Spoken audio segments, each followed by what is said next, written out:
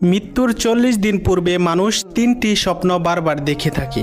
যে 3টি স্বপ্ন দেখলে বুঝবেন আপনার মৃত্যু অতি নিকটে। মৃত্যুর পূর্বে 3টি স্বপ্ন দেখলে আমাদের মৃত্যুর জন্য সতর্ক হতে বলেছেন এবং মৃত্যুর জন্য প্রস্তুতি গ্রহণ করতে বলেছেন। আমরা স্বপ্নের ব্যাখ্যা জানি না বিদায় এই স্বপ্নগুলো দেখে সতর্ক হই না, বরং অবহেলা করি।